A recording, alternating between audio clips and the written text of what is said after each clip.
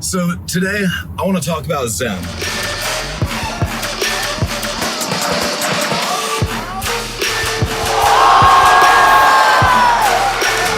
But not this Zen, or that Zen. With the Greek letters every Sunday, looking at my D2L. Sure we don't have football, but I'm touching down on every single topic. Ride the ball to the mall, then I walk down chest A. But the other kind of Zen. Because Zen and Zen are pretty Zen when they move, and we need to figure out the Zen behind that Zen as we open this cat cafe. Yeah, we do. Sunshine.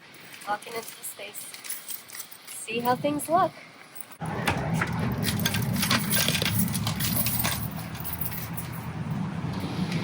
Ooh, all the fans. Alrighty. Ooh wee! Whoa!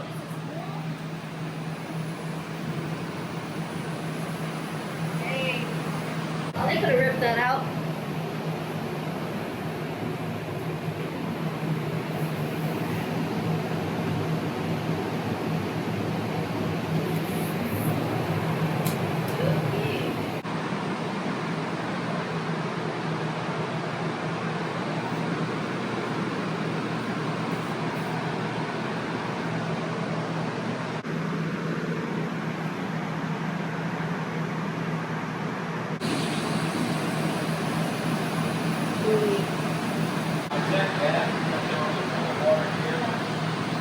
There's nothing wet up there.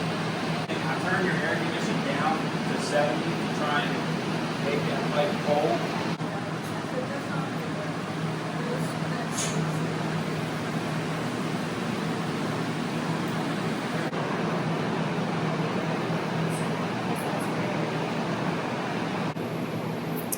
So, the language game is very difficult.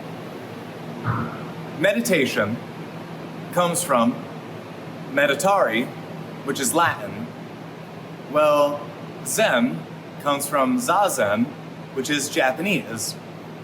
Za, roughly translating to seated, and Zen, roughly translating to contemplation or thinking over.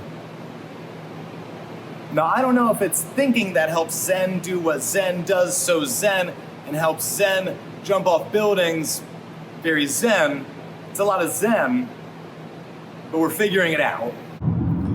Now, Zen is so much more than definitions, words, languages, cultures, and titles.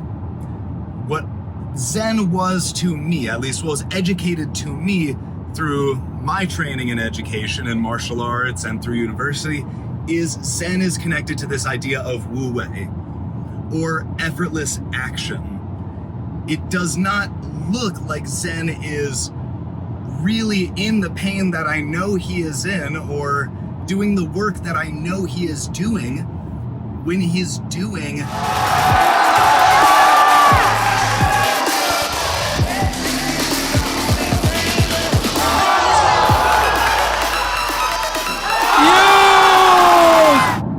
there's something to Zen besides just being the best tricker in the world. So here is the struggle with Zen.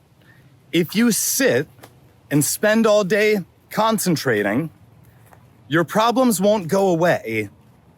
If I'm sitting and concentrating all day, the sewage leak problem that I just showed you guys at Lunacat Collective would not be solved. I have to sit, think on the problem, which does exist, and come up with solutions. Come up with ways to prevent it in the future. And the more that is done, the easier it is, the more higher performing we can all be. We can't all be as Zen, but we can all try. The reason I learned contact juggling was because it looked so effortless to me. And the ball moved so effortlessly. What I realized when I started learning contact juggling was it's all an illusion.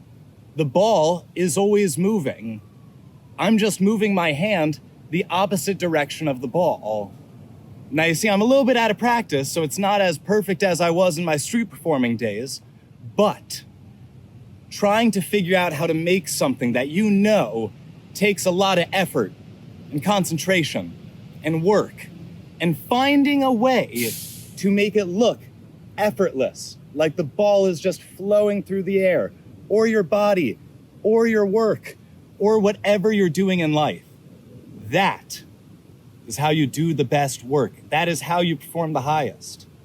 So I learned using skill toys as a form of concentration. I learned doing a Rubik's Cube as a way to concentrate. I learned having fidget spinners was good for me. Now, I grew up in special education. I grew up in an environment that did not think I was going to be able to succeed cognitively. Well, as time has gone on, I've learned different.